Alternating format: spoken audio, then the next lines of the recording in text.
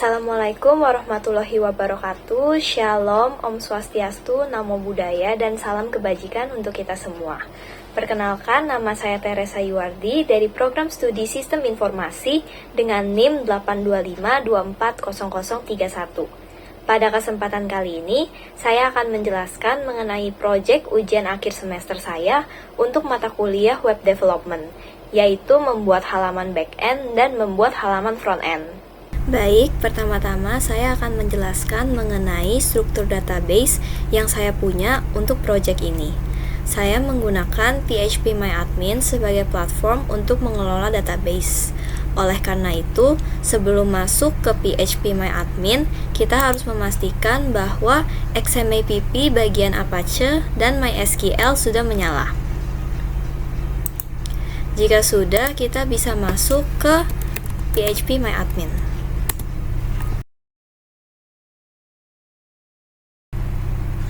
Di sini saya memiliki beberapa database dan database yang saya gunakan untuk proyek ujian akhir semester ini adalah tugas akhir. Di dalam database tugas akhir terdapat 10 tabel yang akan saya gunakan. Yang pertama ada tabel admin. Tabel ini digunakan untuk menyimpan data akun agar dapat melakukan login. Di dalam tabel ini terdapat 3 kolom, yaitu admin ID sebagai primary key, admin user, dan admin pass. Di sini admin user menyimpan email dan admin pass menyimpan password yang nantinya dibutuhkan untuk melakukan login. Tabel admin ini hanya bisa diisi secara manual melalui PHPMyAdmin dan nantinya tidak akan ditampilkan di web. Selanjutnya ada tabel bimbingan skripsi. Tabel ini memiliki 5 kolom, yaitu dosen NIDN yang diambil dari tabel dosen, MHSNPM yang diambil dari tabel peserta skripsi, tanggal bimbingan, isi bimbingan, dan dokumen bimbingan yang tipe filenya harus PDF. Lalu ada tabel dosen yang memiliki 4 kolom, yaitu dosen NIDN, dosen NIK, dosen nama, dan dosen KET. Ada tabel dosen pembimbing, dia memiliki 3 kolom, yaitu MHSNPM dari tabel mahasiswa, dosen NIDN dari tabel dosen, dan dosen peran. Kemudian ada tabel mahasiswa. Di sini tabel mahasiswa memiliki 5 kolom, yaitu MHSNPM, MHS nama, MHS alamat, MHS DOB, dan MHS KET. Selanjutnya ada tabel penasihat. Tabel penasihat memiliki 4 kolom, yaitu MHSNPM yang diambil dari tabel mahasiswa, dosen NIDN yang diambil dari tabel dosen, penasihat file, dan penasihat KET. Di sini, tipe file untuk kolom penasihat file harus JPG atau PNG. Lalu ada tabel peserta skripsi. Di sini peserta skripsi memiliki kolom MHSNPM yang diambil dari tabel mahasiswa, peserta semester, peserta tahun akademik, peserta tanggal daftar, peserta judul, peserta KET, peserta dokumen, dan peserta file. Di sini kolom peserta dokumen digunakan untuk menyimpan nama file yang diunggah di form, sedangkan kolom peserta file digunakan untuk menyimpan filenya. Filenya itu harus bertipe JPG atau PNG. Selanjutnya ada tabel riwayat revisi yang memiliki 4 kolom, yaitu MHSNPM yang diambil dari tabel peserta skripsi, tanggal revisi, tipe revisi, dan catatan revisi. Ada tabel ruang bimbingan yang memiliki 2 kolom, yaitu nomor ruangan dan status. Dan terakhir ada tabel ujian skripsi yang memiliki 4 kolom, yaitu MHSNPM yang diambil dari tabel bimbingan skripsi, tanggal ujian, waktu ujian, dan foto ujian yang tipenya harus JPG atau PNG. Dari 10 tabel yang ada di database tugas akhir, ada 1 tabel yang merupakan hasil relationship many-to-many antara tabel mahasiswa dan dosen, yaitu tabel dosen pembimbing. Di sini saya memiliki asumsi bahwa seorang mahasiswa bisa dibimbing oleh lebih dari 1 dosen, dan seorang dosen bisa membimbing lebih dari 1 mahasiswa. Oleh karena itu, tabel ini akan digunakan sebagai penghubung antara dosen dan mahasiswa. Lalu, supaya database dapat terhubung, kita membutuhkan file config.php. File ini akan membuat koneksi supaya terhubung dengan database. Selanjutnya, saya akan menjelaskan mengenai halaman backend, yaitu dashboard.php. Di sini, saya akan mencoba untuk masuk ke dashboard.php melalui localhost.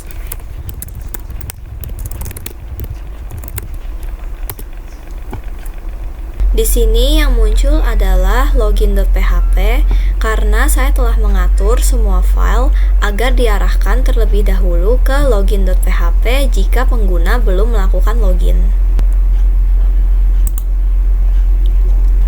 Ini adalah kode yang digunakan untuk mengecek apakah pengguna telah melakukan login atau belum.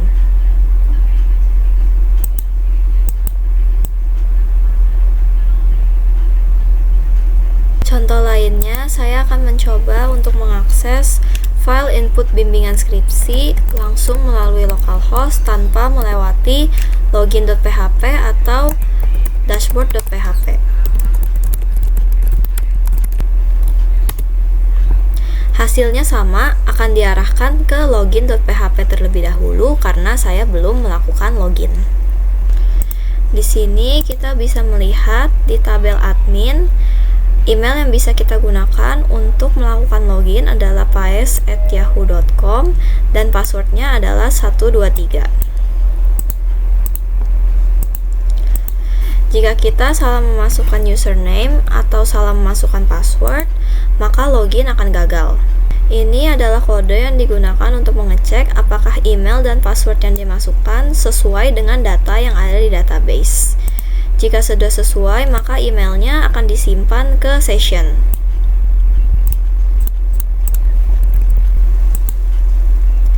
Ini adalah tampilan dashboard ketika pengguna berhasil melakukan login. Ada informasi mengenai semua tabel yang saya gunakan, mulai dari mahasiswa, dosen, penasihat akademik, peserta skripsi, bimbingan skripsi, ujian skripsi, dosen pembimbing, riwayat revisi, dan ruang bimbingan. Di sini saya memisahkan ketiga tabel ini, dosen pembimbing, riwayat revisi, dan ruang bimbingan, karena tiga tabel ini adalah tabel yang saya buat dengan asumsi sendiri, sesuai dengan ketentuan ujian akhir semester yang diminta. Di sini kita dapat melakukan CRUD atau Create, Read, Update, Delete untuk setiap tabelnya. Contohnya, saya akan menambahkan data mahasiswa baru.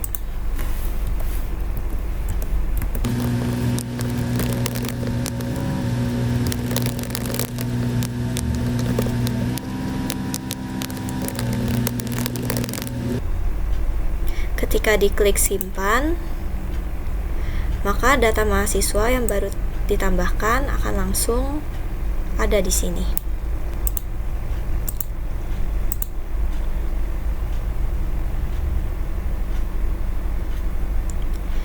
Data mahasiswa yang baru ditambahkan juga akan langsung masuk ke database. Untuk dapat melakukan CRUD, kita membutuhkan 3 file, yaitu input MHS, kemudian edit MHS, dan juga hapus MHS.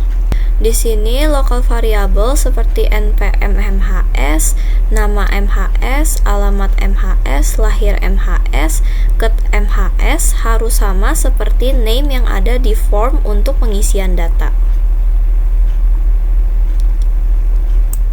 Harus sama dengan bagian ini.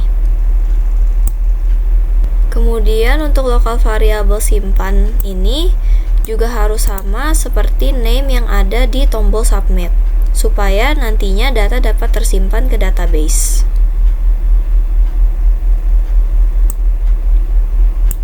Di sini kita juga dapat melakukan pencarian mahasiswa berdasarkan NPM.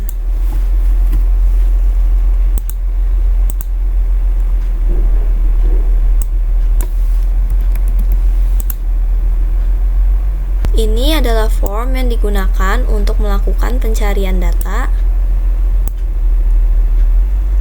Di sini pada bagian tombol submitnya, name kirim akan terhubung dengan kode ini. supaya bisa melakukan pencarian data di database. Kemudian untuk menampilkan data mahasiswa dari database, di sini saya menggunakan tabel. Untuk mengambil datanya, di sini saya menggunakan looping while. Jadi selama data masih ada, maka data akan tetap ditampilkan ke web. Pada bagian kolom aksi, tombol dengan gambar pensil ini akan digunakan untuk edit data. Sedangkan tombol dengan gambar tong sampah ini akan digunakan untuk menghapus data. Jika tombol dengan gambar pensil ini diklik, maka kita akan diarahkan ke file edit mhs.php. Di sini kita bisa mengubah data mahasiswa.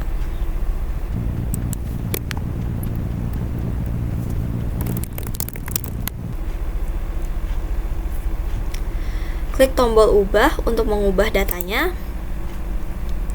Dan bisa dilihat bahwa di sini datanya sudah terubah.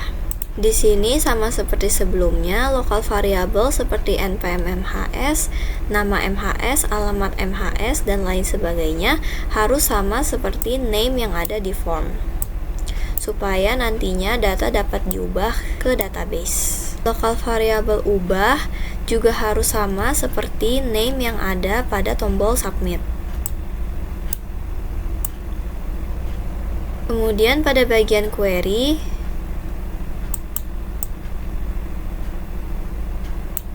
jika sebelumnya kita menggunakan insert untuk menambahkan data, sekarang kita menggunakan update untuk memperbarui data. Dan datanya itu akan diperbarui berdasarkan npm mahasiswa. Kemudian jika ingin menghapus data, kita bisa langsung menekan tombol dengan gambar tong sampah ini. Dan datanya akan langsung terhapus. Sekarang saya akan menunjukkan halaman front-end terlebih dahulu. Karena halaman front-end menggunakan data-data yang diambil dari tabel yang ada di database. Contohnya pada bagian ini, datanya diambil dari tabel peserta skripsi. Di sini hanya ada 2 data karena data di tabel peserta skripsi hanya ada 2. Jika kita menambahkan datanya, maka di sini data yang baru ditambahkan juga akan langsung tampil di sini. Sekarang saya akan mencoba untuk menambahkan data ke tabel peserta skripsi.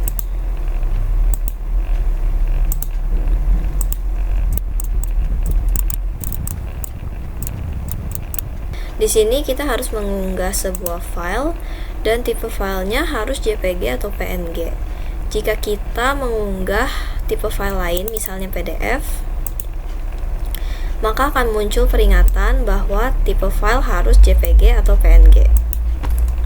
Ini adalah kode yang mengatur bahwa tipe file yang diunggah harus berupa JPG atau PNG.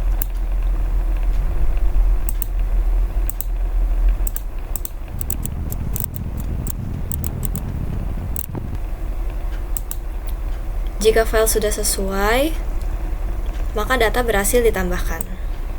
Selanjutnya, saya akan mencoba untuk menambahkan data ke tabel bimbingan skripsi. Jika kita memperhatikan struktur tabel bimbingan skripsi yang ada di database, di sini ada kolom dosen NIDN.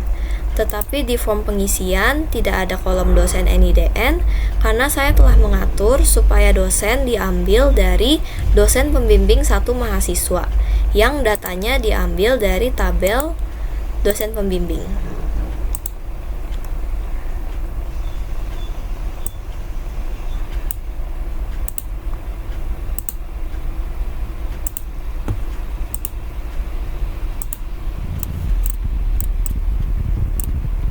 Di sini kita juga perlu mengunggah sebuah file dan tipe filenya itu harus PDF. Jika kita mengunggah tipe file lain, maka akan muncul peringatan. Ini adalah kode yang mengatur bahwa tipe file yang diunggah harus PDF.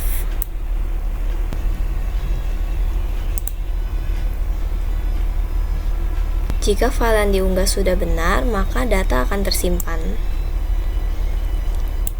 Di sini kita bisa melihat file PDF yang barusan diunggah. Untuk mengambil dosen yang merupakan dosen pembimbing satu dari mahasiswa, di sini saya menggunakan variabel getDosen. Variabel ini akan mengeksekusi query berikut.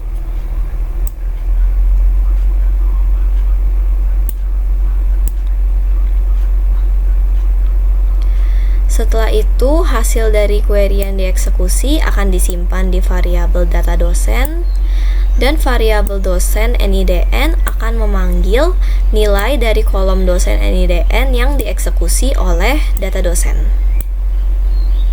Selanjutnya, saya juga akan menambahkan data ke tabel ujian skripsi dengan menggunakan NPM mahasiswa yang sama. Di sini kita juga harus mengunggah file. Tipe filenya harus JPG atau PNG.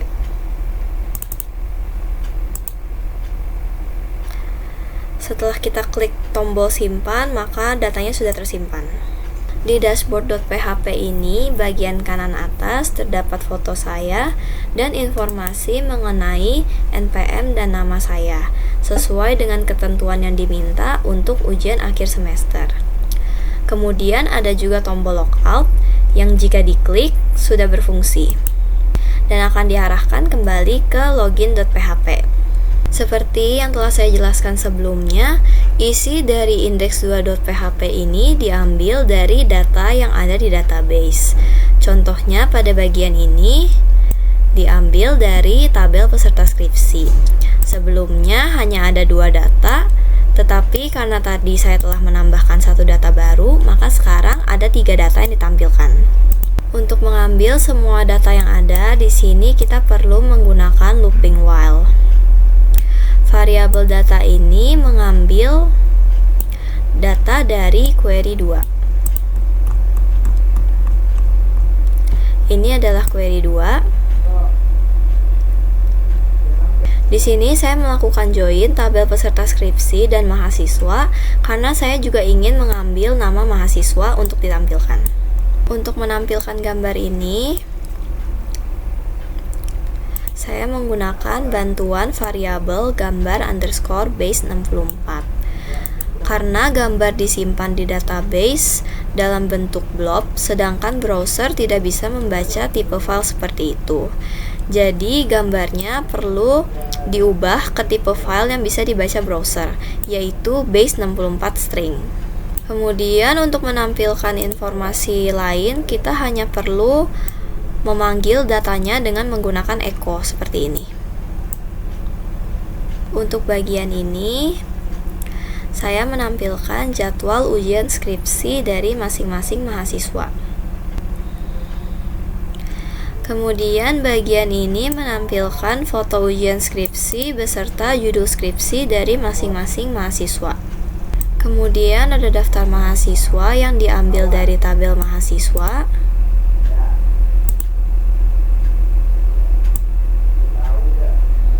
Ada daftar dosen pembimbing yang diambil dari tabel dosen pembimbing, kemudian join dengan tabel mahasiswa dan tabel dosen untuk menampilkan nama dari mahasiswa dan nama dari dosen.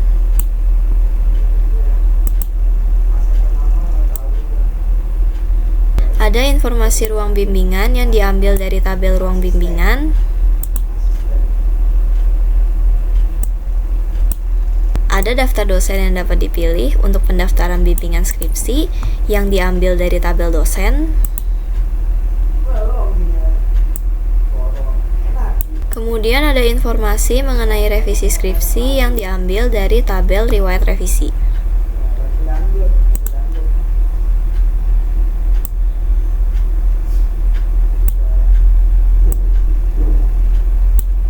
Ini adalah query-query yang digunakan untuk mengambil data dan menampilkan data tersebut ke web.